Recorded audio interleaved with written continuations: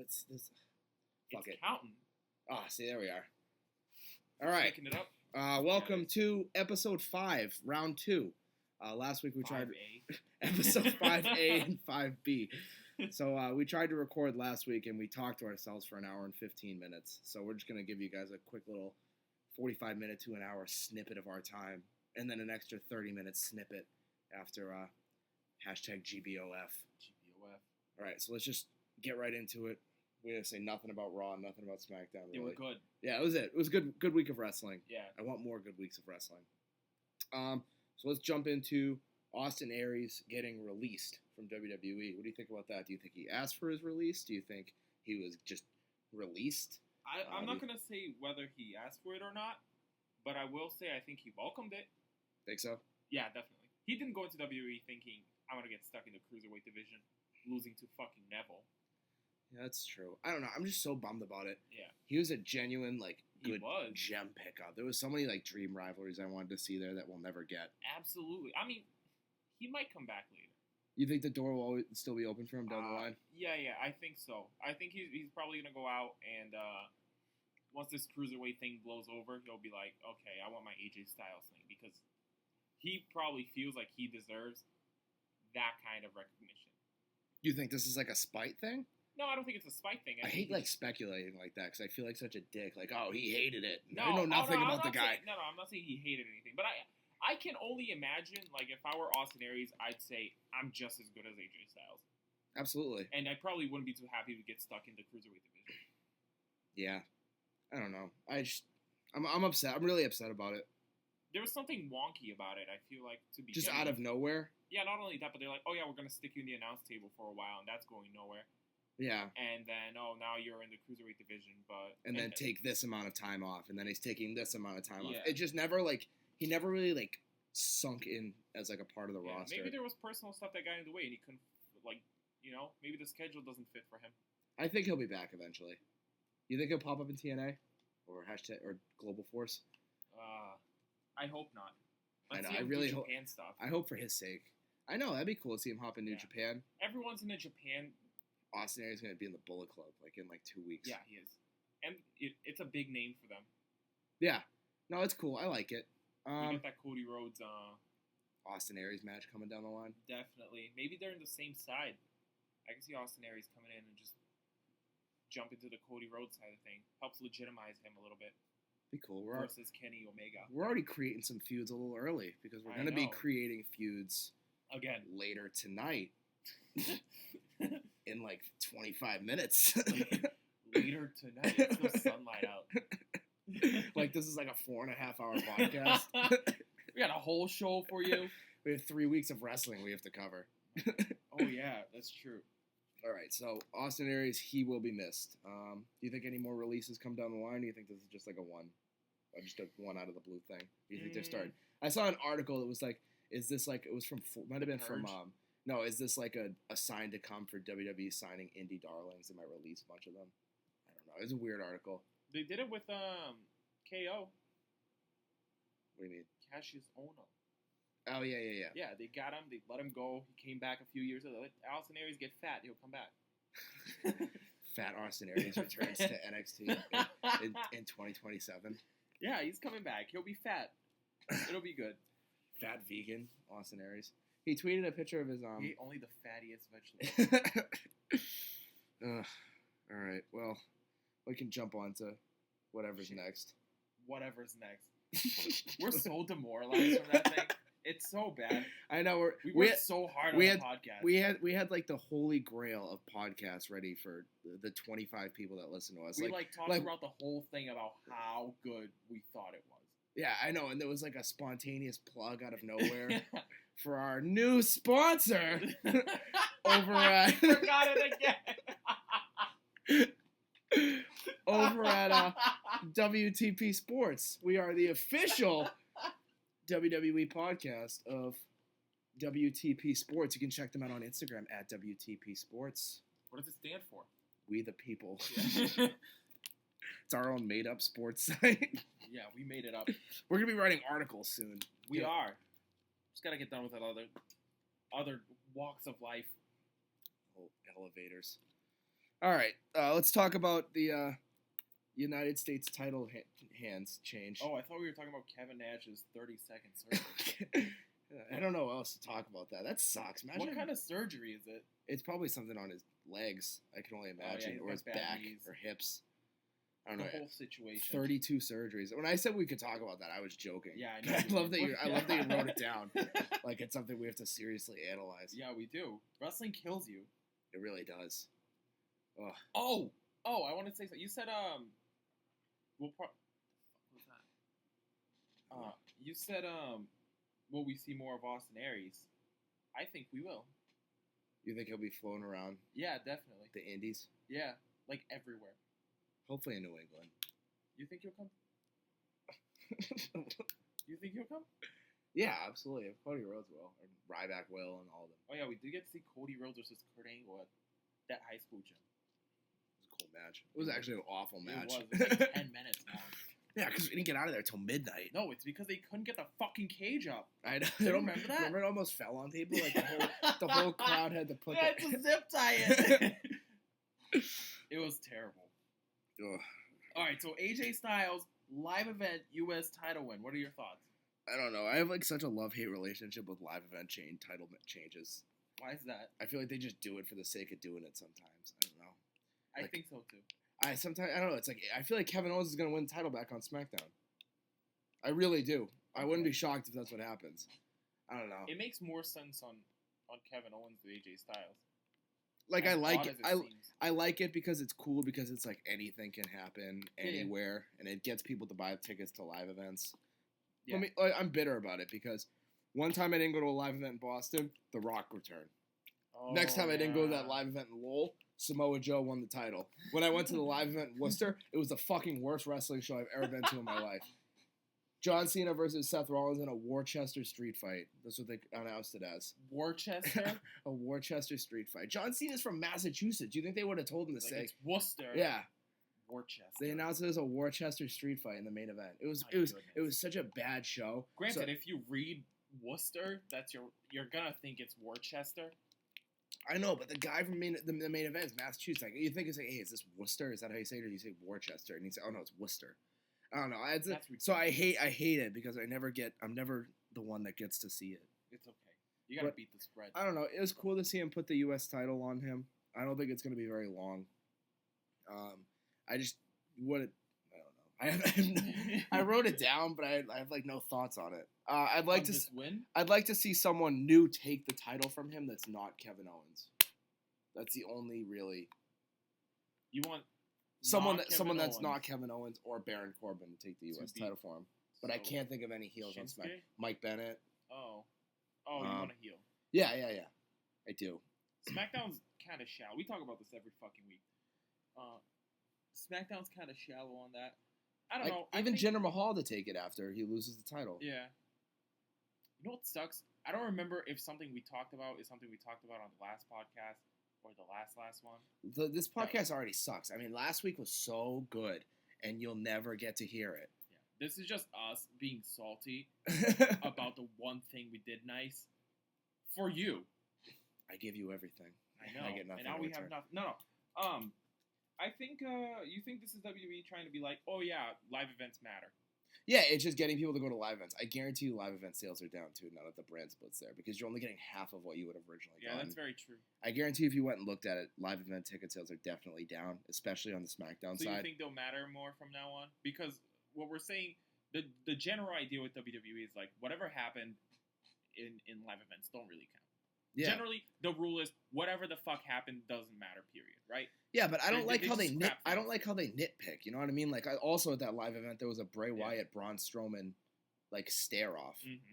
and the whole crowd went nuts for it. And there was like, and Seth Rollins was responding to like Shield chants, and he was like, "We hear you, we hear you." Like, why don't you acknowledge that stuff on Monday Night Raw? Why do you get to nitpick the live events? Like, why wouldn't you say, "Oh, this week at the think Madison Square It's Garden"? that thing. We talked about it before, where like Jinder Mahal and Vince McMahon, and Vince McMahon is like, and Jinder's like, "Oh, I was just losing a few weeks ago," and Vince was like, "Yeah, they'll forget all about that." I know. And I think that's the thing. They'll just think, "Oh, you'll forget all about it," and I don't want to say it's insulting, That's not. It's not. I don't think it's supposed to come off as insulting, but there is that assumption that like wrestling fans will just kind of let it go because we know it's fake. Yeah, Do you know I what got mean? you. Yeah, So it's odd. It's why this Japan stuff is so cool right now because they take it really seriously. The whole thing just feels it's fake, but it feels more real.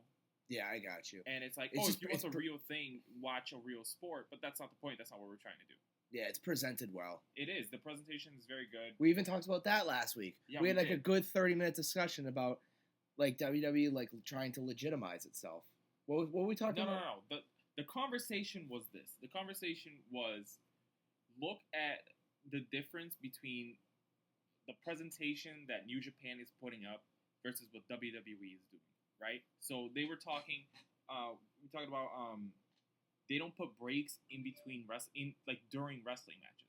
There's no breaks. The whole thing is televised, and then commercial breaks is afterwards. There's a certain like respect about it, and we were talking about how you kind of see that that atmosphere being bred Mm-hmm. in the whole company, and how maybe WWE isn't at that level because there just aren't that many people who are really trying to grab that brass ring in the same way that you're gonna see people right here.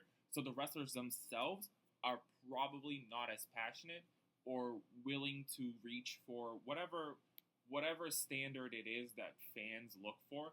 Maybe there aren't people looking at that. Maybe people are just coming in, cashing in that check, showing up, and then leaving. Do you think it's like Running through the motions. It's very possible to do that even with wrestling. You could just show up and do what they tell you to do. Yeah, that's true. So here's my question. Do you think that I forget my question. Oh, you're horrible. This is why we can't have a podcast. No. I feel like Japan is distracting. I know. Please turn it off. I keep looking. I was watching it the whole time you were talking. So yeah, I know. I totally agree. I think WWE presents itself almost like it's like more entertainment, which is what it is. I understand that, but I think they need to try to find that happy medium blend of like a respectable sport and entertainment on the side. It's sports entertainment. It's a half and half. I know, but I feel like they're not getting that sports No, they're enough. not. You know what I mean? I agree. SmackDown is kind of SmackDown is odd. I think SmackDown actually does that blend a lot better than something like Raw. Yeah, I agree. Especially the cool thing that I like is that they're showing the matches during the commercial break now. Yeah. I know it's tougher when you have a network like USA and they probably demand a certain amount of commercial Of breaks every course. time. But it's cool that they're trying to It split gives it. commercial viewerships up. I certainly watch commercials now because I'm watching the fucking match. Yeah. Depending on the match, obviously. If it's something stupid, then I'm just skipping through it on my DVR. But It's cool that they blend it. I do like yeah, that. it's a smart way because most people, I feel like, or a lot of people, like no one has I'm not gonna say no one, but a lot of people, a lot of adults, don't have 5 hours to cut out of the first 2 days of the week. And you watch NXT, that's 6. Yeah, And if there's a exactly. pay-per-view the night before, that's an extra 3 or 3.5. Yeah, exactly. So most people don't have that kind of time. So what do? We DVR. It's the age of DVR. Everything is online. I pull that shit up on my computer and I'm skipping through it. Yeah. You know? But if a match is good, the point of it is to get people to watch your advertisements. So if the match is good, you have that split screen. You're forcing the people to watch the match while watching that. Well, yeah, it's perfect. I like it. And I like that they do it on SmackDown, too. Me too. I could see if it's successful enough. I could see it coming to Monday Night Raw. Mhm. And it's cool. They don't do it for every match. I don't know why. No, yeah, they don't. They nitpick the matches. Yeah, and, they and do. lately it hasn't been the good matches. It's been the crappier Awkward matches. enough. They do the split screen to belittle your point. But no, I think SmackDown kind of hits the point with it better, and I think the network as a whole sometimes kind of gives us what we're looking for. We talked about this where WWE is trying to do that thing where we got a little bit for everyone. Yeah. But I think a lot of wrestling fans also need to realize if you're not getting what you want from WWE, it's so easy now to just watch something else. Yeah. You don't have to watch that. But for me, it's like there's like alternatives. Like TNA was supposed to be the alternative, and that sucked. Sucked ass. Yep. But I haven't watched Ring of Honor in a while, but from what I hear, it's still good.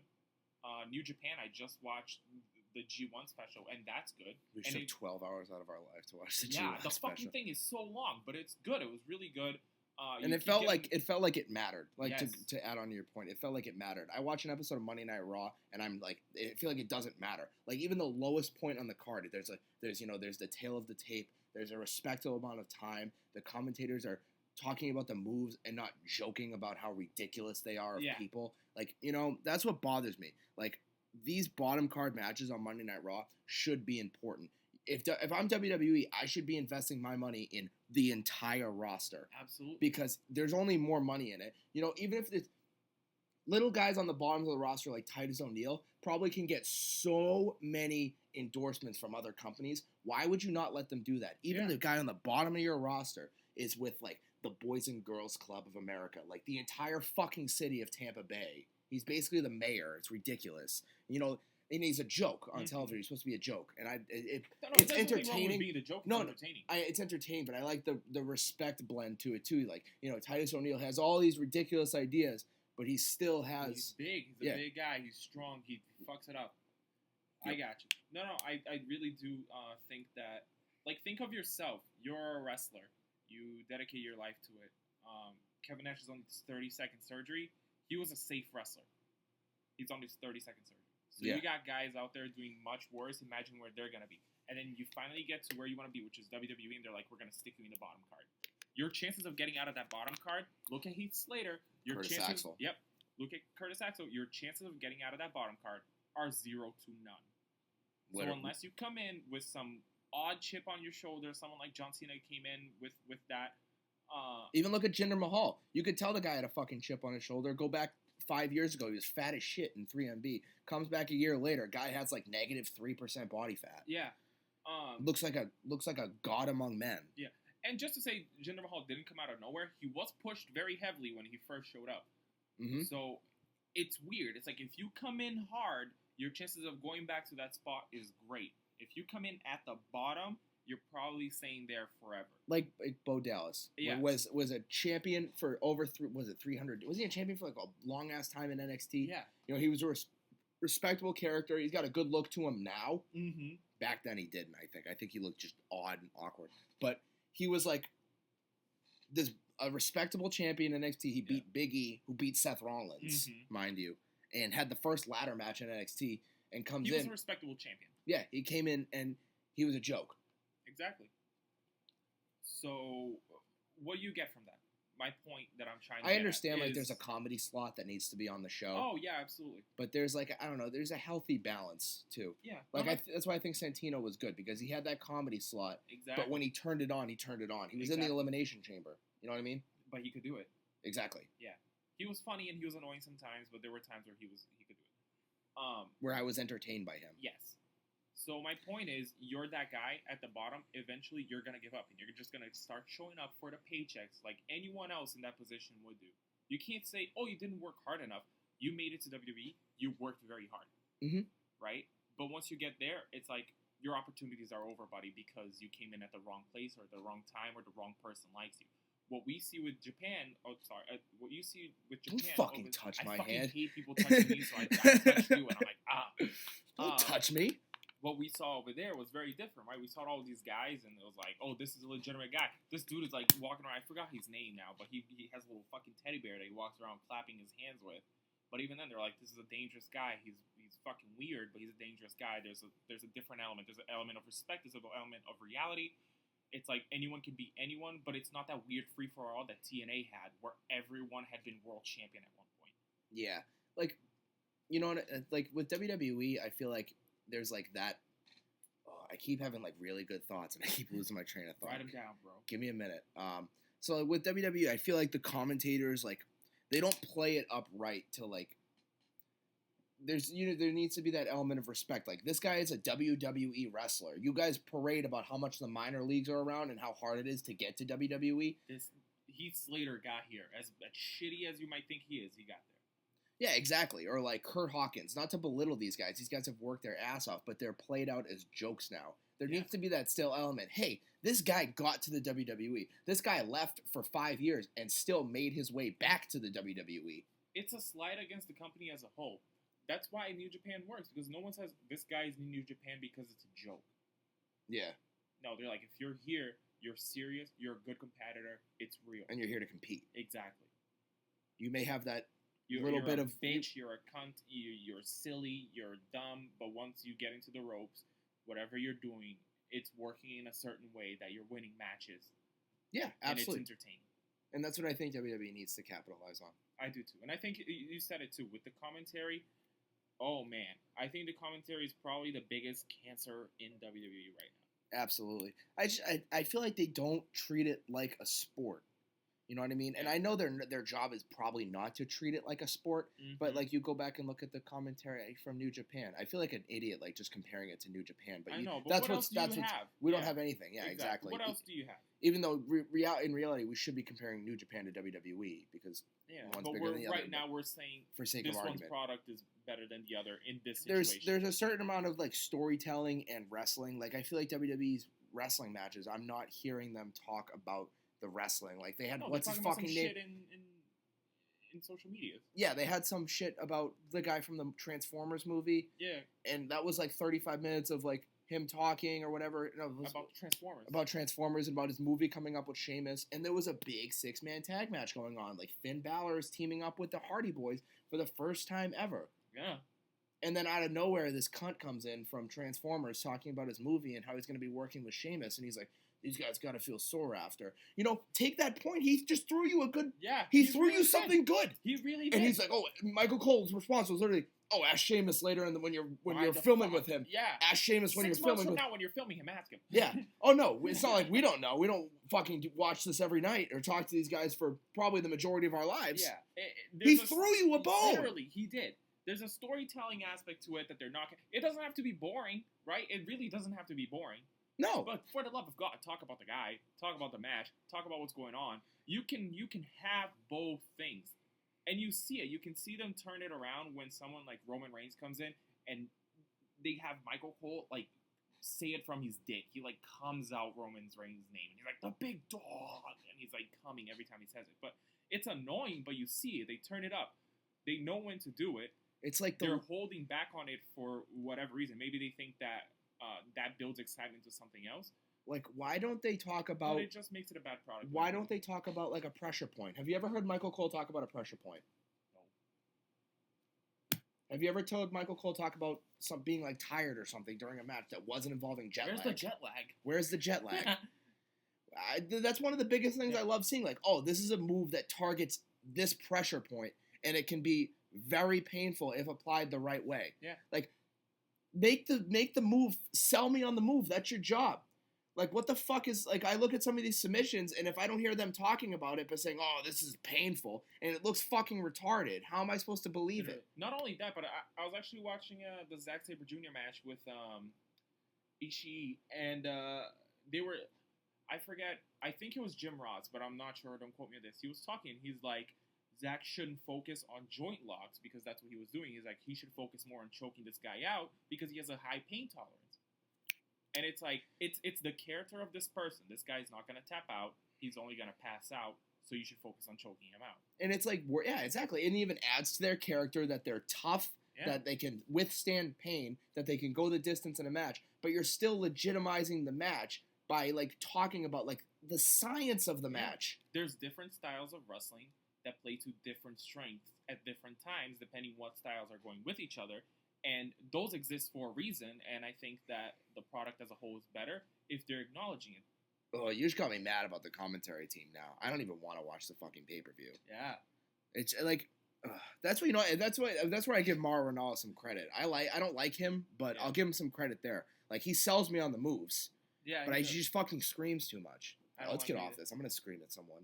Okay. Do you remember how mad I used to be when Jim Ross first left and they had Michael Cole up and Michael Cole was doing that coal mine bullshit and I'm like, the commentary is ruining wrestling. Now I get why you didn't like it. Is ruining wrestling. I liked it all the time. I liked it for storyline's sake because Michael Cole was a really good heel. He was. He was a really good heel, but that is not the position for him to be a heel in.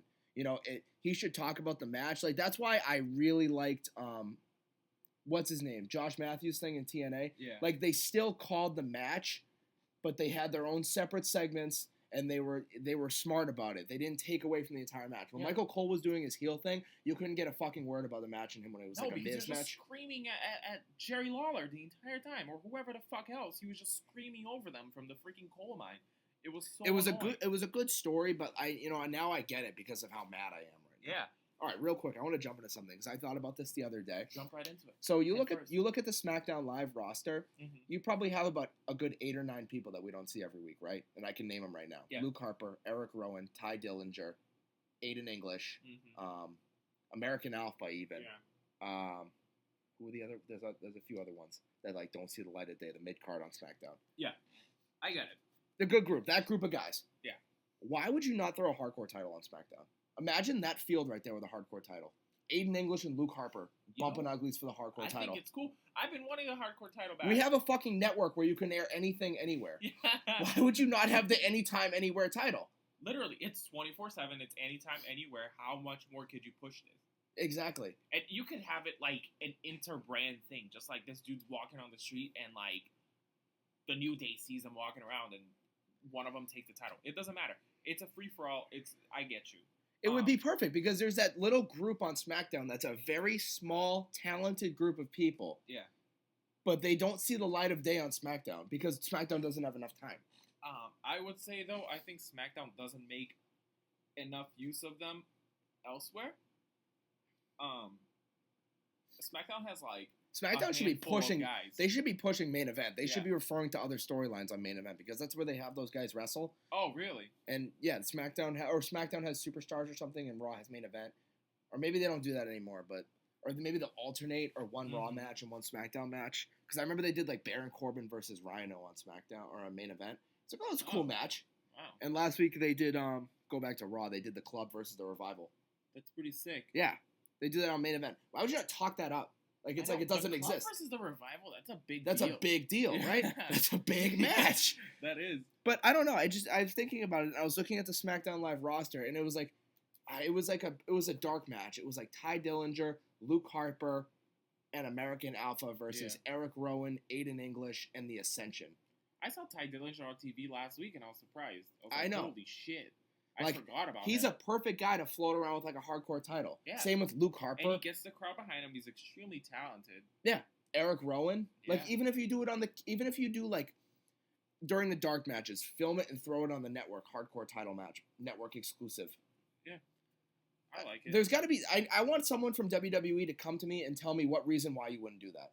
I know. It's like little short clips that you can put up. Like, hey, look, this guy just won the hardcore title. Yeah, Here's how check he out won this. it. Check out this YouTube exclusive hardcore title match live from this arena before Monday Night Raw aired. Or anywhere. Literally. It doesn't have to be the hardcore title. They could call it the fucking WWE Network title for all I care. Yeah, it doesn't make a fucking difference to me. Because they wouldn't call it hardcore because of the porn stuff.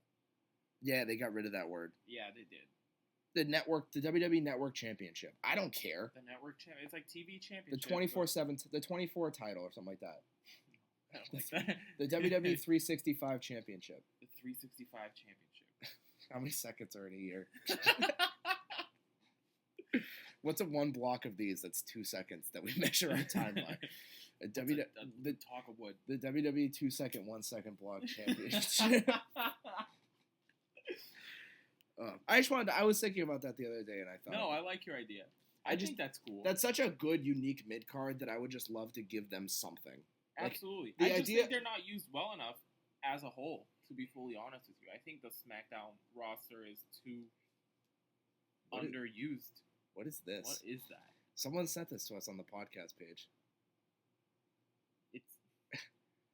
It's a man washing another man's head with a motorcycle somehow. And he's blow drying it with the fumes from the exhaust now. He looks Asian.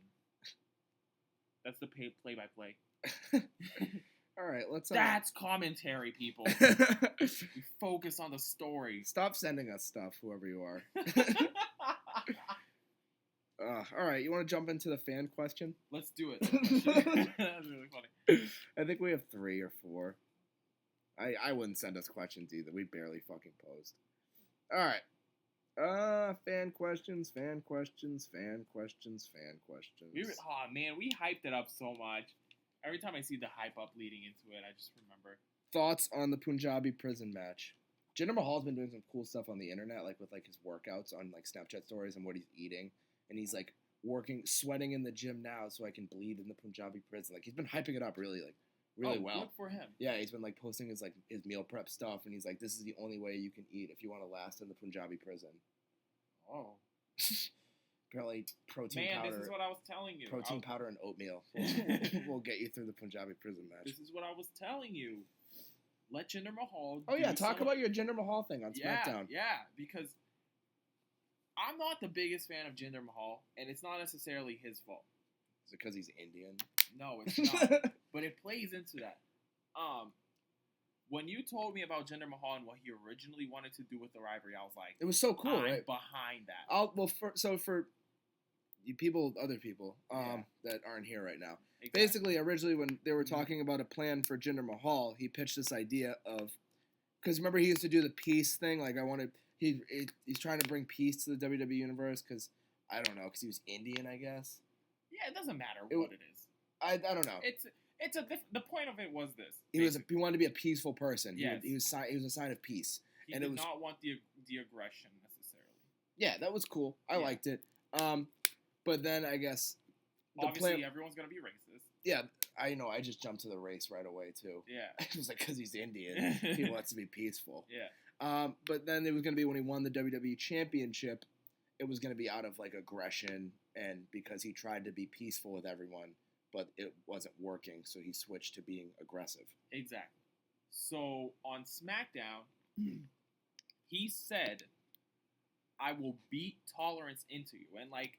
It was just cool, like, if it played to that, where he had been doing that instead of being just a generic fucking heel foreigner guy that he is, just like Alberto Del Rio was. If he did his own thing, if he took his own culture and kind of enveloped it into it, and it was just so cool. The way he talked on SmackDown wasn't the same bullet point garbage. I don't know if it was because it was the 4th of July episode and they just really didn't care as much and just kind of let him do whatever he wanted. After that, talk about the point you had about were they not trying or were they trying? Oh, yeah. But keep going. So I don't know if it was because of the 4th of July episode where they're like, oh, maybe we don't care, maybe we just let him say whatever he wants. But it was very different. It was very cool. And he was talking, he's like, you didn't like me because of the color of my skin. I will teach you tolerance if I have to beat it into you. And it's just, his words were more... flowy, yeah, exactly. It wasn't that same thing like, the same shit, and he's talking really aggressive. He's making sense. It's everything is continuous. So it was cool, and we were thinking about why did this happen all of a sudden? And the idea was we can all agree that Raw and SmackDown this week were very good. Very good. Hands down, it's the best SmackDown of 2017 so far. Absolutely. And I would even put Monday Night Raw as a close top 3 for this week of 2017, even with a Braun Strowman Apollo Crews main event. Everything on SmackDown and Raw flowed very nicely this week. It was absolutely great. The 1 week we don't review it. I know. But why? And we were wondering, is it because it's clearly the holiday must have something to do with it. It's they the lowest. Step it up for what? It's the lowest rated episode consistently. Yeah. Whatever falls on the 4th of July. So a lot of people view it as a throwaway show. So now, was it so good because it was a throwaway show and they didn't care? Or was it so good because they were trying to get more ratings for it, so they made the show better? It's almost like they just didn't put in the effort and it fit together nicely. Exactly. There wasn't so much controlling, right? Maybe Vince McMahon was on vacation and he's like, do whatever the fuck you want. Keep it, yeah, just... That's not really what happened, obviously, but... That's our bitter... Yeah. Our bitter... It's a very bad analogy. Internet fanboy view. But let's say... But, like, which one of those is? And, like, if you explore each one of those, you'll see different problems with it. So, if it's that they're trying their hardest to make a good program, why don't they do that every week? And if it's they didn't try that hard, and therefore this was a really good show, why are they acting that way every other week to limit the quality of their show when clearly they can make a good show? So the idea is they can make a good show, why aren't they doing it? Yeah. And you can look, most places, I mean, you're always going to find someone who bitch, but most of the places I've seen talk about Raw and SmackDown said it was a good show. And it was. It absolutely was. Both shows were excellent. Yeah, everything felt like it mattered this week. And let's go back to the Japan thing we talked about. Everything felt like it mattered. And I'm not saying it was like a different commentary or anything, like referring back, but everything just felt like important. It was the lead up to Great Balls of Fire. The Samoa Joe segment was different. It was good. He's like, where the fuck is Brock Lesnar? Yeah. And Brock Lesnar was in the room, like laughing in the background, and he was being pulled away. The Titus O'Neil showing up, like saying, hey, you're going to wrestle Braun Strowman. Like, and then Titus O'Neil like steps up at the end too, and he's trying to face Braun Strowman. It's like you're hurting my client. Stop! I'm here to help him. Yeah, and that was like a little thing about made Titus O'Neil feel a little more legit to me. Yeah. Trying to think, go back, just like little things that I like. The Chad Gable AJ Styles match, awesome. Just the minute I heard that match was announced, I'm like, there's very few matches that grab my interest right off the bat, and that was one of them. It's just like, it was like that little, the handshake at the end, the little passing of the torch. AJ Styles tweeted after, I've been wrestling for how many years, and this guy gave me a run for my money, you know? Exactly. So there was just a sense of like people were having fun on these 2 episodes. People were like, even the wrestlers seemed to be into what they're doing. You saw Breezango. Breezango did a great job this week yet again. The rap battle was the rap battle this week. Yep. The rap battle was this week. That was something funny. I wasn't looking forward to, and it turned out to be really good. It turned out to be funny. It was unexpected. No one would have said, "Oh yeah, they're gonna talk about Xavier Woods' sex tape." WWE pulled it out on the YouTube page. It wasn't there. What? They cut it out. Really? Yeah. So I guess they must not been too happy with that. But it was cool, you know. Why would they allow them to say that? I guarantee you they didn't allow them to say that. They probably gave them like a vague script. They were coming up with shit on the fly. Oh. The way they were doing it, they were definitely coming up with shit on the fly. That was way too like it. Go back and watch it. They referenced because remember I basically put my money on it. I was like, they're not gonna really talk about that Miz TV. And then that was something they talked about a lot on Raw. Oh, that was another thing I wanted to talk about. Yeah, I'm getting all was my the ideas Miz now. TV and the fact that they didn't specifically mention that, you know, he said the N-word, but they were like, oh, a very controversial episode of Miz TV, extremely controversial, and they ran the news thing through it. Yeah. So, another they did it again. They do Miz TV right this week, but they did something where Dean Ambrose. Oh, the Intercontinental title match. Mm-hmm. Dean Ambrose was really good on commentary. A lot of people were giving him like when some guy did a review, it was a thumbs down to Dean Ambrose, and they were like acknowledging like, oh, what do you think about the Miz saying you're complacent? And he's like, talk about the match. You know, she was just being like really relaxed about it. He's like, I'm here to have fun. You know, I'm me. If I want to be mean this week, I'll come in and I'll be mean. If I want to have fun, I'm gonna come here to have fun. You know, he was like kind of just playing off the criticisms that he has of like being too laid back, and he was doing it while being laid back. I don't know. I don't really specifically remember it, but I really did like him on commentary this week. Oh, that's good. Yeah. I don't know. It was just a good week for wrestling in the WWE. And then the final question was, why don't we have more weeks like this? Why did we have a week like this? The question was, what was our thoughts on the Pubjabi prison match? The question, oh yes, and the Pubjabi prison match. I'm excited for it. I'm just glad that 2 athletic people are going to be in it, because it was not a match for the Great Khali. No, it was not. That was another good thing we talked about. Oh my God.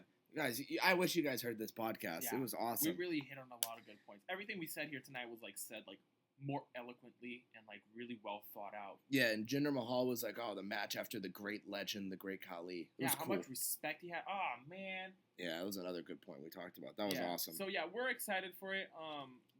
I'm assuming there's going to be some sort of changes to it. Yeah, just like they did for the Elimination Chamber. Maybe not, but it's so fucking big. I guarantee you they're gonna change something to it. But yeah, no, I really liked it. I'm excited for the match. I'm excited for the whole battleground. I'm excited for the flag match, and I hate flag matches. John Cena Rusev feud's gonna be good. We already had that one before, right? Yeah, but it'll be cool again. You know, it will be. Yeah, I'm excited. Me too. What's the next question? Who's the best wrestler in the business right now? Oh, okay. We tackled this one last time. Our old friend. So we looked at the word wrestler for this.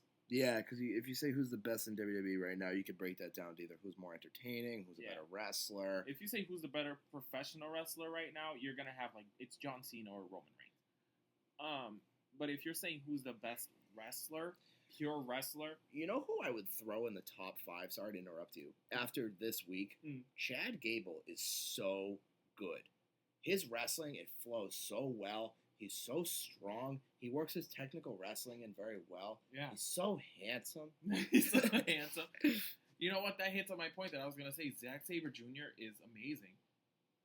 Yeah. I've seen 2 matches of his, but god damn, it's impressive. His flow is absolutely at the end of the day, it boils down to flow. If you have good flow, I consider you to be a very good wrestler. But absolutely. I would say, obviously, you probably throw the big 3 up there. AJ Styles, Kevin Owens, good wrestler. Oh yeah. I mean, you probably wouldn't even put Kevin Owens up there. He's more of a good entertainer. He can Yeah. put on good matches. You can tell a good story in his He match. can put on really good matches though. He is a good wrestler in that sense.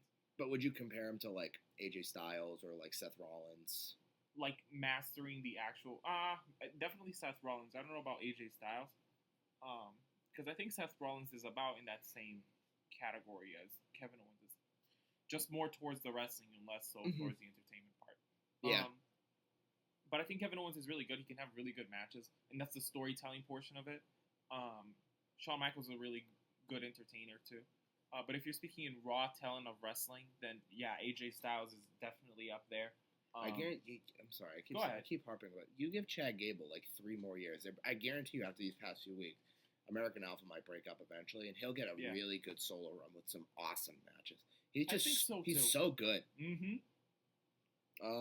He is an Olympian. Yeah, and then we had one more question. Thoughts on Carmella's Money in the Bank success? I don't know. I just hated the whole Money in the Bank match on SmackDown. I thought it was pointless. Yeah. James This is what sparked the whole thing, by the way. It was this question about Carmella, about shit not mattering. What do you mean? The whole thing about why WWE does things and it ends up not mattering. Yeah, the Money in the Bank match doesn't matter anymore. Like, why? She won it. So what was the decision that went through their head to say, do it again and have her win it again? It takes away from the legitimacy of the match, and it takes away from the story, and it takes away from the idea that you're trying to portray WWE as real. You know? How challenging must it be to win a Money in the Bank ladder match, let alone winning it twice? And I mean, it's not about portraying it as real. We all know it's not real. I know, but I'm trying to think of it from everyone's perspective. Yeah. It's just, like, if I'm a casual viewer and I'm watching WWE, oh, she won it again? Like, that's so fake. That's the first thing the casual viewer is going to jump away from. Finn Balor versus Brock Lesnar, I'm not going to watch that. Oh, it's so fake. How the hell are you going to be able to portray Finn Balor? Oh, because he's a demon now, he can beat Brock Lesnar? Like, I look at it from a casual viewer's perspective. If she wins it twice, like, that doesn't sell me the idea that it's a grueling, hardcore match. First of all, the fact that you can have it twice in 1 week takes away from the legitimacy of the match. I question more the booking of it, if anything. Like, why would you do it at all? There was no point if you're just trying to come full circle again. Exactly. I'm taking that quickly. I'm going the casual viewer's angle, and this is supposed to be a big, grueling, hardcore match that takes years off your career. Yeah. Oh, let's do it again. Literally. And then have the same person win. And then if I'm the casual viewer watching someone win twice in a row. You just brought up a really good point, in my opinion. Yeah, how is that believable? Yeah, and it's not just Money in the Bank. It's a lot of, because really the only match they do this for now is Elimination Chamber. They're like, oh, this is gonna take years off your career. But every other match, they're like, oh yeah, it's just a steel cage match, or it's a Hell in a Cell match, and they're just throwing them around. But it's a matter that they need to push, but it's a matter that's not necessarily so during the matches either, except for matches like Money in the Bank and Elimination Chamber, where you see these people just get absolutely demolished. And that's why I think I like the match concept pay-per-views. Like, I like Hell in a Cell. I think that's cool. Like, the pros of it are there's a pay-per-view, and that's only where you're going to see Hell in a Cell, because we can't justifiably do it that much. You know what I mean? That's the concept behind, like, it's once a year, it's special, it takes years off your career, it psychologically destroys you, and then, but continuity standpoint, I don't like that rivalries heat up all of a sudden where you can justify it being a Hell in a Cell match. I was about to say, like, oh, this rivalry's intense. Yeah, like, oh, rivalries automatically pick up in October. Yeah, because of Hell in a Cell.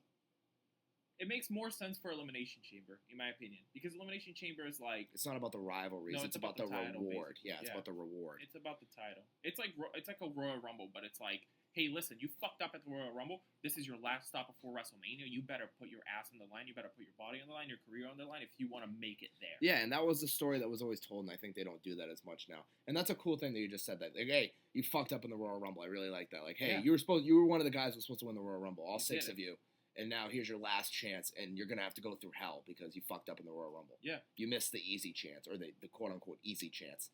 And that's how it should be, in my opinion. That's the soft one. And then it's like, you really want to get up there? Then Elimination Chamber is your last stop, buddy. That's so cool. You just, like, resold me on the Elimination Chamber. That's what I'm here for. That's what we're here for. I'm the hype man. Just for Elimination Chamber. And there you go. We didn't answer any of your questions like directly. We No. never do. That's the point. That's what God does. God doesn't answer your questions. I don't think we have any more Just questions. fake signs. What's the rivalries? You want to jump straight to the rivalries? What else do we have? We're at 1,300 2-second 1 seconds. That's 2,600 seconds. All right. So, on June 29th, we requested to you guys.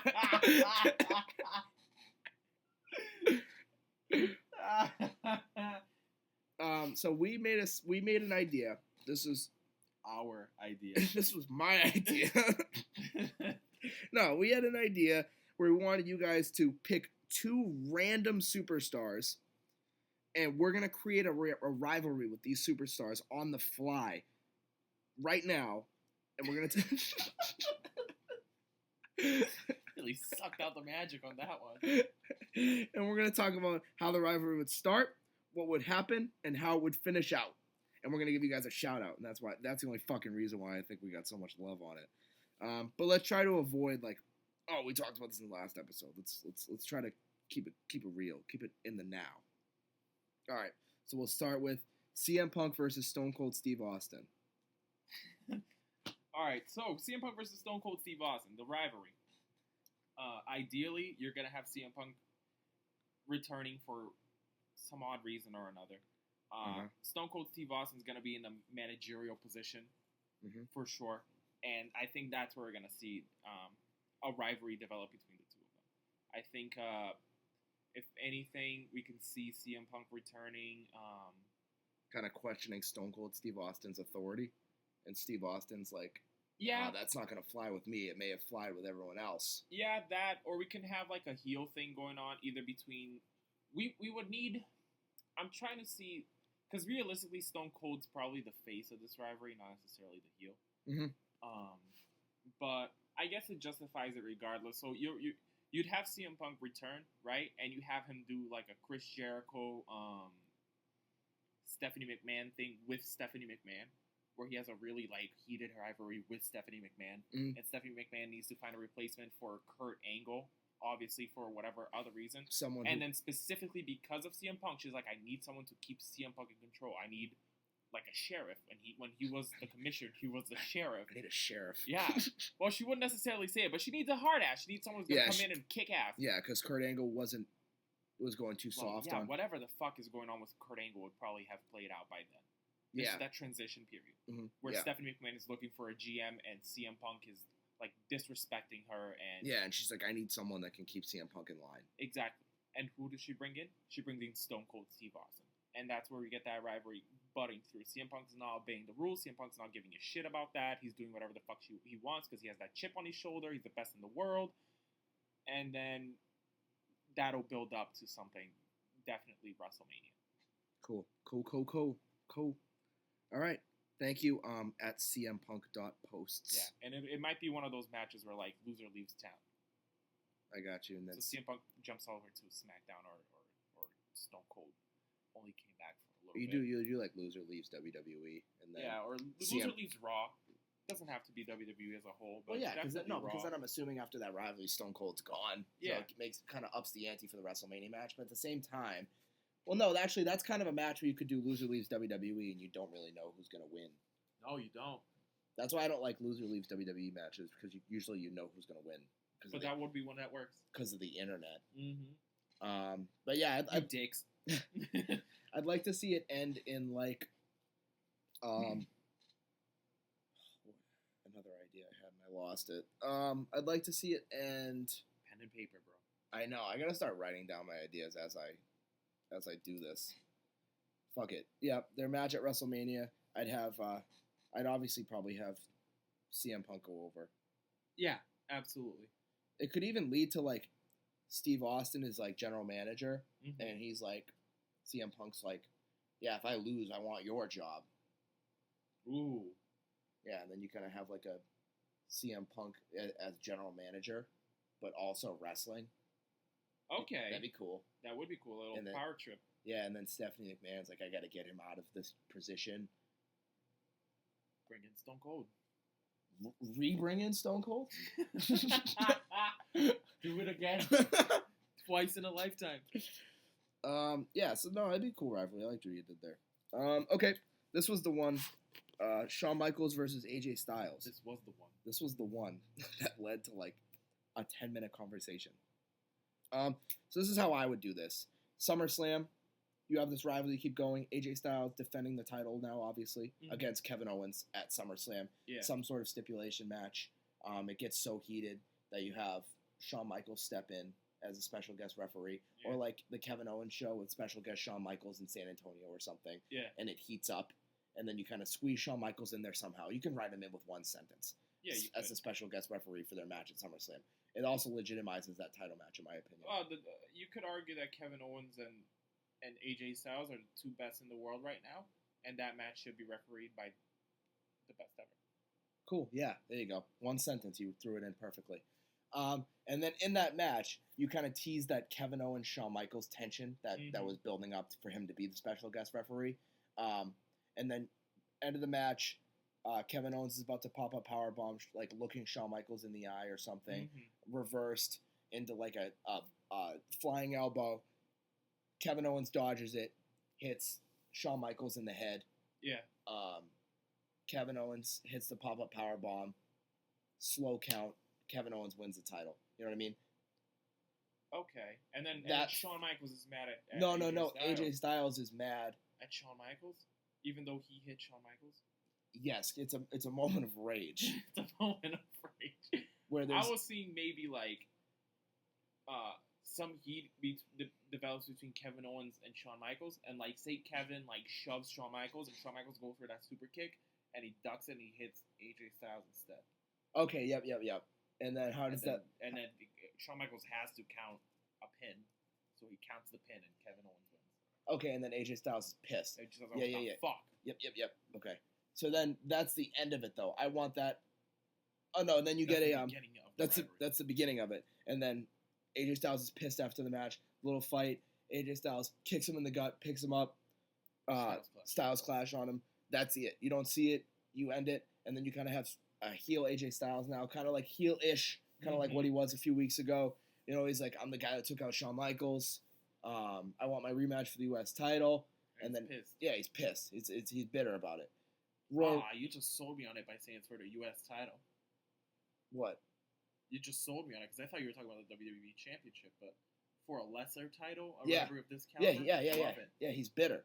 Royal Rumble comes around. You know, you kind of have AJ Styles in a few feuds, but you throw in that Shawn Michaels line eventually. You know, like you keep teasing it, and then Royal Rumble time, AJ Styles is in there. Shawn Michaels eliminates him. Okay. How about this? What do you think about this? Shawn Michaels comes out at like number 18, super kicks AJ Styles over the rope, intentionally hops over the third rope, and starts beating him up. Just viciously? Yeah, like I didn't even want to win the Royal Rumble. I just wanted to get you out because you. I like it, but AJ Styles would have to give him like a beat, like a John Cena beatdown instead of just a Styles Clash at the end of that match. Yeah, like a vicious beatdown. Vicious piss out of Shawn Michaels. Yep. Okay, to like a bloody pulp. Yeah. And then walks away frustrated. Time, Shawn Michaels is jumping over the rope and eliminating himself to beat up AJ Styles. Yes. And then and you're building up the rivalry to WrestleMania. But yeah, like that whole month was like, I took out Shawn Michaels. That build up time from SummerSlam to Royal Rumble. You know, like keep having him throw that in. I took out the greatest of all time. Yeah. I am now the greatest of all time. He established himself. So you got that big fight in the Royal Rumble. Yeah. Then it leads, obviously, is going to lead to a WrestleMania match. But the point I had about this, and I told you this, is I don't want this to be built as the two amazing wrestlers going at it. I want it to be built as AJ Styles ruined the idea of it being two amazing wrestlers going at it. You know, a dream match. It is now a grudge match. It's not a dream match anymore because it's become too personal for it to be even considered a dream match. I want it to be like fuck guys, come on, this was supposed to be a dream match, and they can't keep themselves. Yeah, that's what they try to do with John Cena. We talked about this. I remember. Yeah, that's what they tried to do with John Cena, and I hated it when AJ Styles attacked John Cena instead of just having the match. But I think it could work with this. I think if you like tease it more, you know, like for months we're like, oh my god, I think we're gonna get this dream match at WrestleMania, you know, and it's like, oh, you're gonna have all these legends talk about it. Mhm. Like this is a You big have like deal. those like offside interviews where they're like, "Oh, so Sean, like after that, you're gonna come back to wrestle?" It's like, maybe whatever, like something very low key. I feel you. Yep. But yeah, I want it to be like the dream match or the grudge match that was supposed to be a dream match. Yes, I like it. And then obviously, I think we talked about how it led to DX versus the Club at Extreme Rules because of the chaos at WrestleMania. It's just a full-on fist fight, and they can't separate each other. Mm-hmm. The Club comes out to pull AJ Styles off. Yeah. Shawn Michaels super kicks Luke Gallows. Carl Anderson jumps at Shawn Michaels for super kicking Luke Gallows. Triple H comes out, fights him off. Extreme. That 3-on-2 situation. Yep. Yeah. Yep. Oh yeah, and then we transitioned it because we were like, you got that 3-on-2 situation, and they need a third guy. We got Finn Balor in here. Yep, Finn Balor stepping in. Thing going on with it too. So all right, I'll keep this train going. Yeah. So WrestleMania time. Set the scene in your head. WrestleMania. Think about it. Think about New Orleans. New Mid-match, Shawn Michaels and AJ Styles are just beating the piss out of each other. The referee is trying his hardest not to end this dream match. Mm-hmm. He can't do it, but at some point he has to do it. Mm-hmm. And they're still going. They're still going. They're still going. Luke Gallows and Carl Anderson are shoving referees out of the way, trying to pull him off and cool off AJ Styles. Say, hey, this is WrestleMania. Don't embarrass us. Relax, relax, cool down. Shawn Michaels super kicks Luke Gallows. Carl Anderson turns around, super punches, sucker punches Shawn Michaels. Beatdown on AJ Styles and Carl Anderson and AJ Styles beating down Shawn Michaels now. Mm-hmm. Triple H music hits. Yeah. That's his return, in my opinion. You don't have him at WrestleMania in a match. Jacket off, button down off, fight. 2-on-3 fight. And then Triple H music hit or DX music hit? Triple H. It's not a DX thing yet. This is like... Actually, you know what? Don't even have Triple H's music hit. I want this to be like that moment where we're like, what is going on? You know, like the moment where it almost feels real. Yeah. I want my Nexus moment. That was so cool. Okay. So, Triple H comes out, tries to separate them, but does it a little more aggressively. Mm-hmm. But at the end of WrestleMania... Does he come out as Shawn Michaels' friend, or does he come out as an official? He comes out as Shawn Michaels' friend, but comes out as an official, but has to become Shawn Michaels' friend, but turns into personal. You know what I mean? So wait, hold on. So he comes out as an official, and then like on Monday, Shawn Michaels is like, "Help me fight these guys," and Triple H is like, "No, I can't, because they're my talent." Yeah. I like that. But then AJ Styles comes out with the Club, and they're raising hell. Yeah, runs his mouth. Yeah. And eventually said, I could have took out Triple H if I wanted to, too. Mm-hmm. But I didn't. Do you think that the Club, because it's a 3-on-2, so the Club has DX's number for the beginning? Yep. Until they bring in Finn Balor, and then that throws in the doubt in, like, Carl Anderson's mind or something. He's like, oh, that's the real leader, though, not AJ. Yes. Don't lose my train of thought. I'm envisioning this on Monday Night Raw, and I'm getting goosebumps. I'm psyching myself up. So AJ Styles comes out, does a big promo with Gallows and Anderson. He's like, why'd you end our match? I could have taken out Shawn Michaels. I could have taken out those referees. I could have taken out Triple H if I wanted to. Yeah.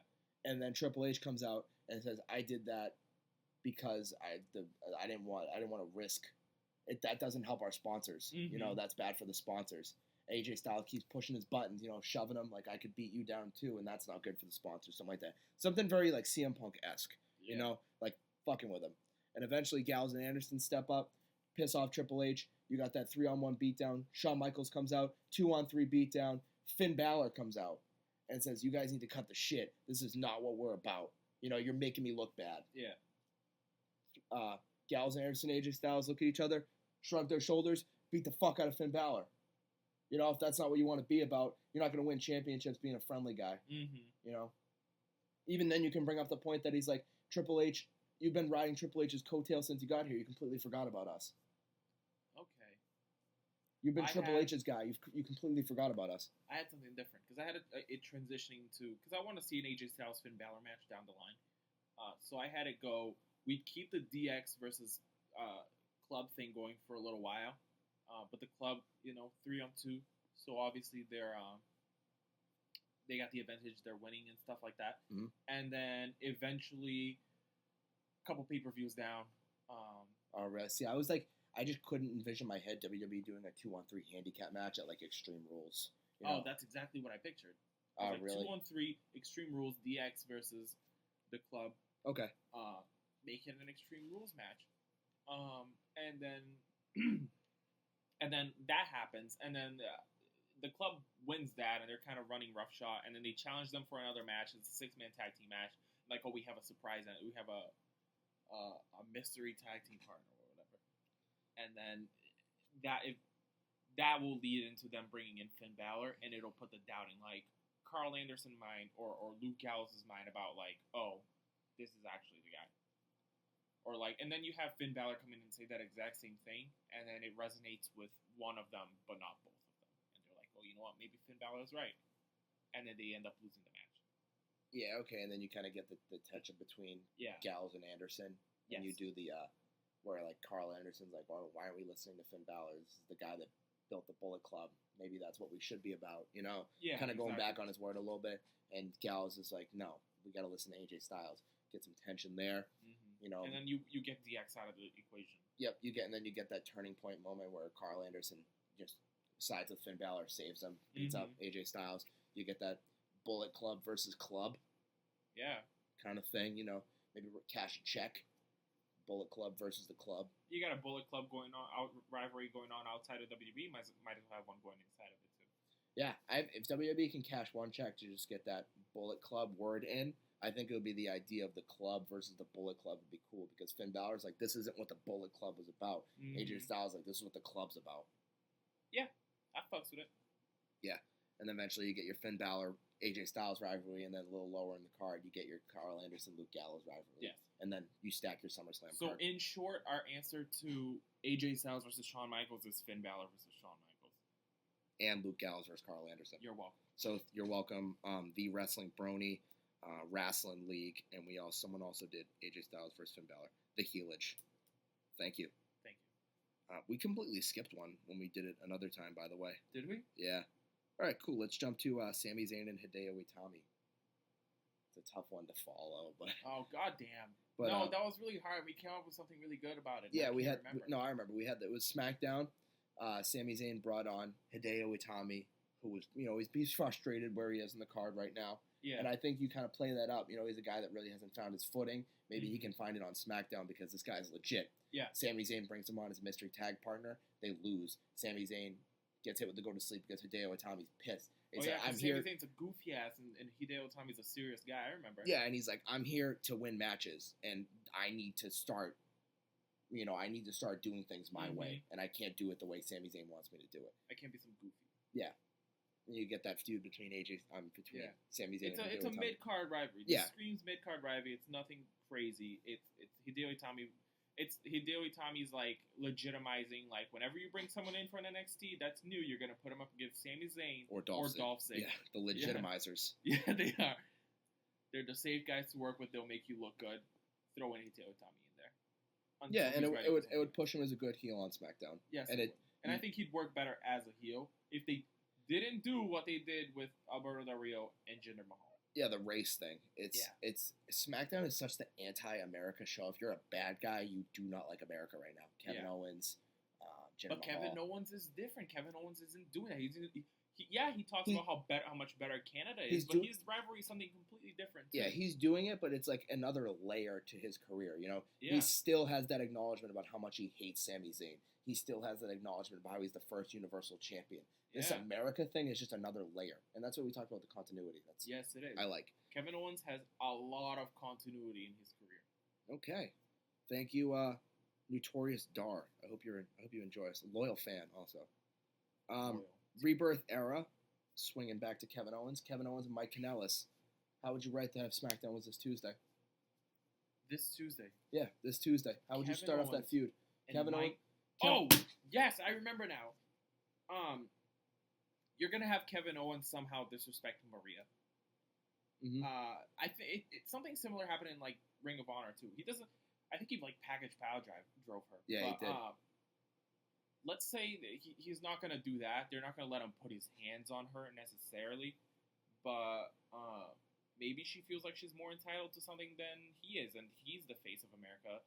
and he's the face of the show. So he comes out and he talks shit to her. The couple of America, the faces of America. Yeah, because we have the thing going on right now where our theory at least was that maybe this isn't about Mike Bennett. This is about, and you know what? This is about Maria, and this is her wrestling, not him. On Talking Smack, that's how it really was too. Really? It was really Maria just taking charge about how they're like a couple. And I think that's so cool because everyone was like, oh, Mike Bennett is coming to WWE. No, Maria's boyfriend is here in WWE exactly. to do the dirty work for him. Not him. Yeah, to do the dirty work for him.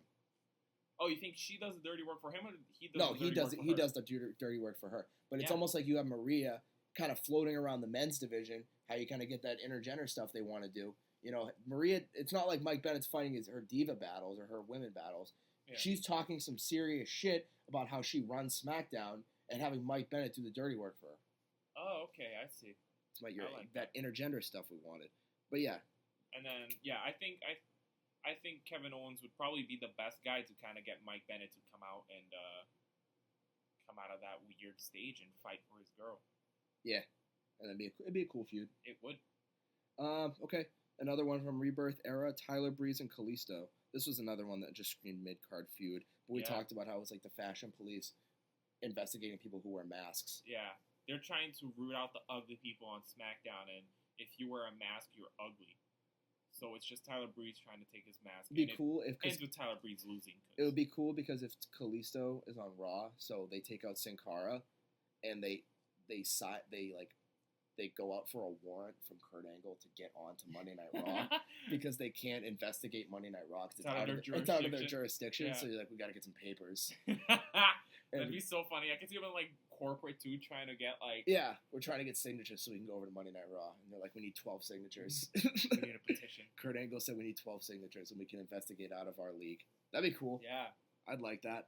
It's a good way to get him over on Raw too and not have it feel so out of place like free agent John Cena. Yeah, just slapping the title. Oh, that'd be so funny. It's like we just took care of Sin Cara. We found out he's ugly. Now we need to investigate his friend Kalisto. But Tyler Breeze is like, we can't go over there. He's like, I'll make a few phone calls. Yeah. And then next week they're like, oh, Kurt Angle said we can come over if we get 12 signatures. I like it. It's out of our jurisdiction. It's a little talent exchange too, you know what I mean? Yeah.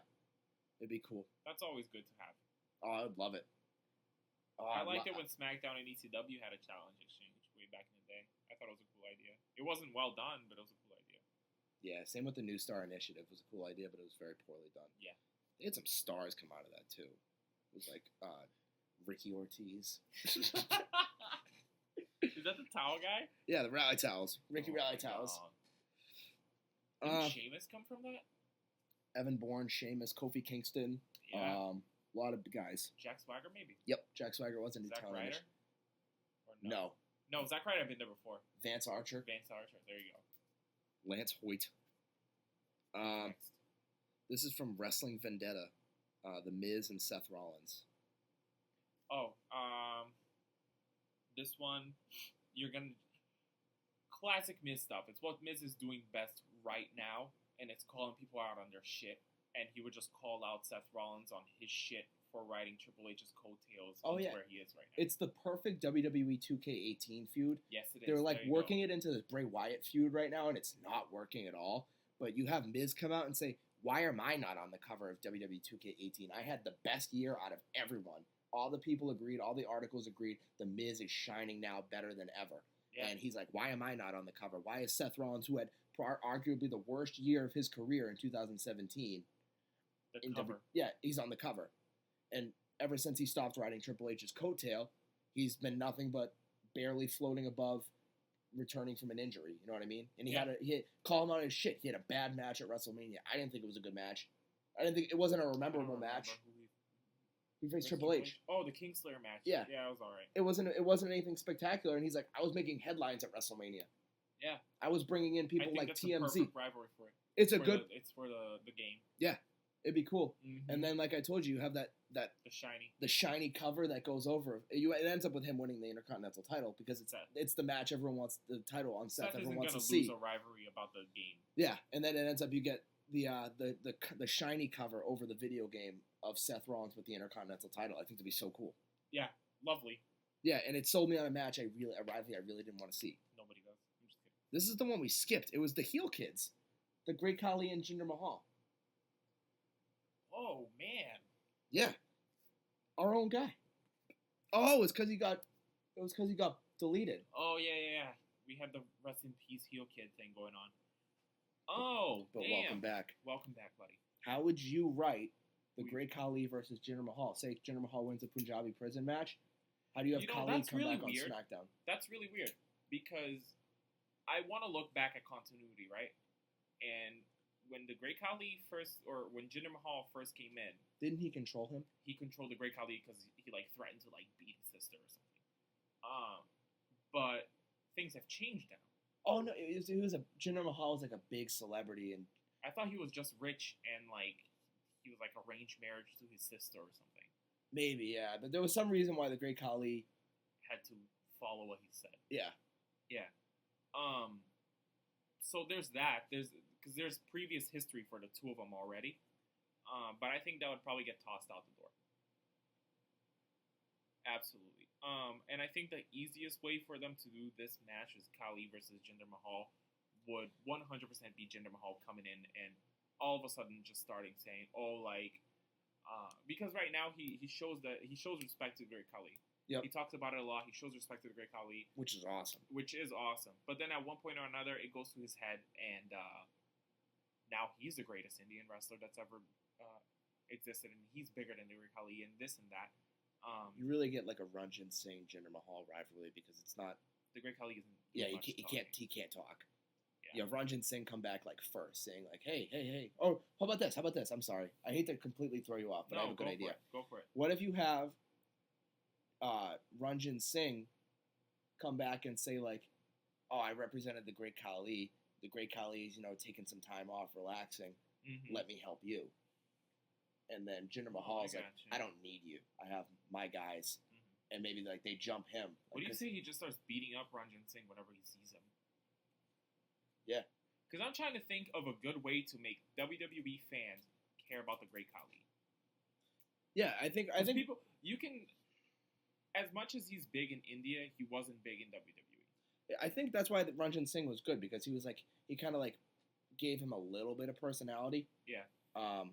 We could have, I can't see Jinder Mahal being a face, and the Great Khali isn't the best face either. It's got to be the Great Khali being the face. Yeah, it has to be. It does, and I think the best way you're gonna do it is Great Khali returning to save somebody. And I think the best option you'd have is Ranjit Singh, and that's where you get it from. And maybe you have it culminate in the Pubjabi prison match. Yeah, it's like to be the fourth ever. Yeah, I'd say this is way down the line. Absolutely. But that's how you have to have Jinder go over Cena at SummerSlam for it to get to his head. Yeah, definitely. We did Finn Balor versus AJ Styles. Thanks, heel kid. Did someone just knock on my fucking door? Tell him to fucking leave. Tell him we got business. Whatever. Hey, we got business. Roman Reigns, Finn Balor.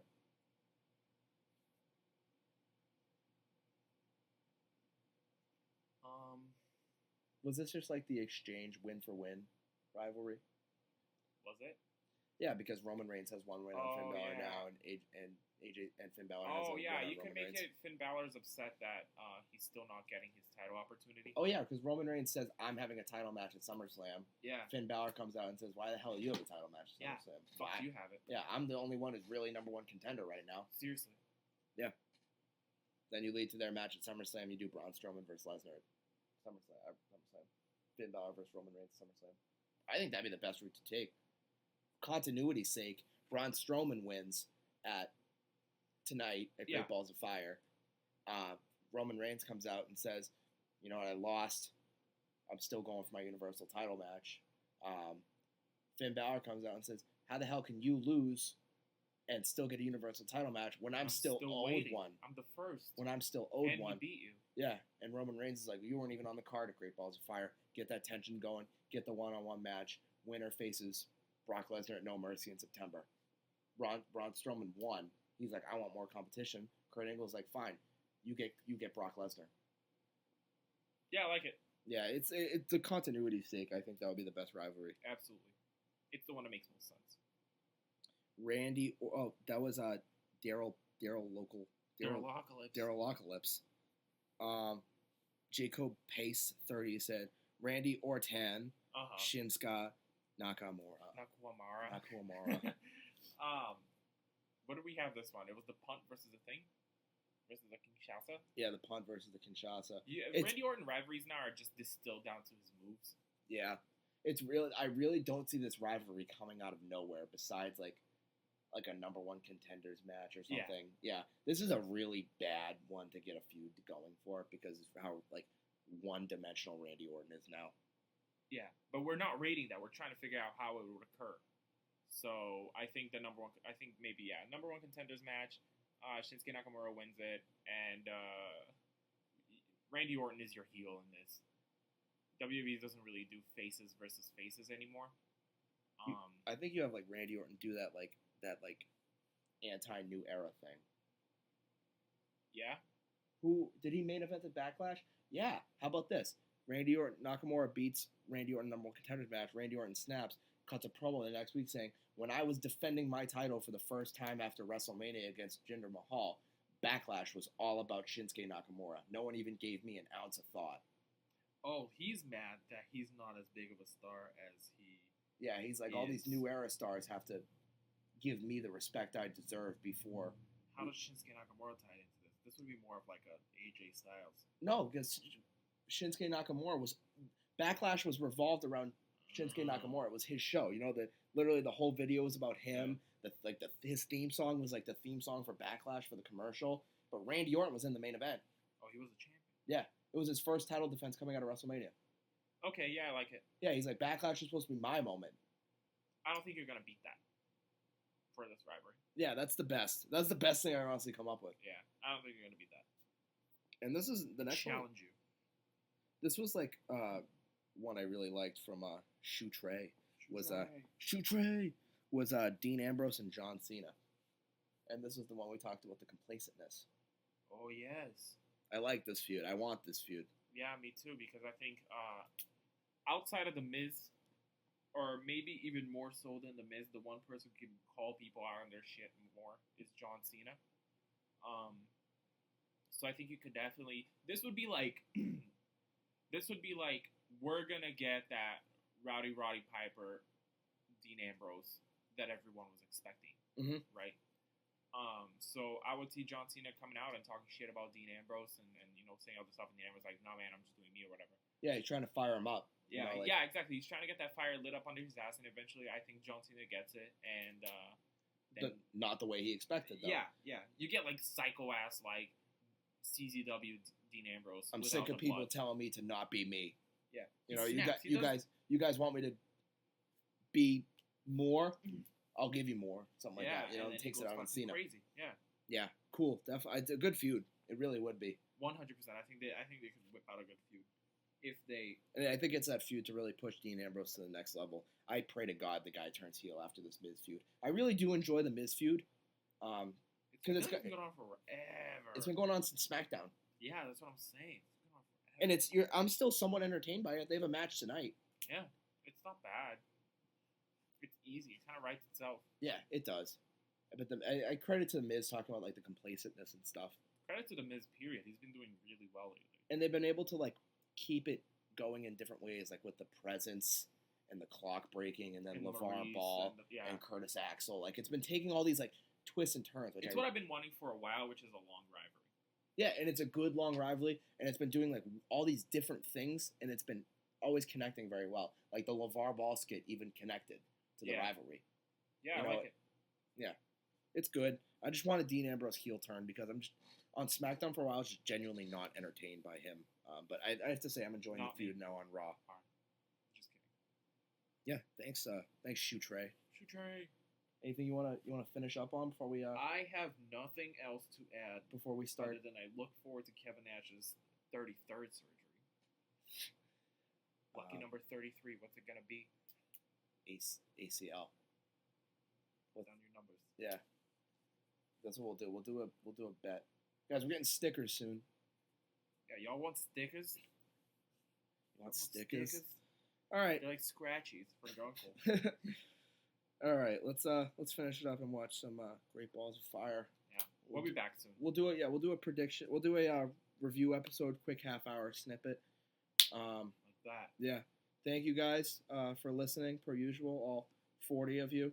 You can check us out on wethepeoplesports.com. You can also find us on YouTube at Turnbuckle Boys. We're on Instagram under at Turnbuckle Boys. And you can also find us on the Heel Kids Instagram page. It's always giving us some love. Thank you guys. Thank you for dealing with our week off, with dealing with some thusting. We're doing some thusting of the process. And we will be back on Thursday with a review of Monday Night Raw and SmackDown Live.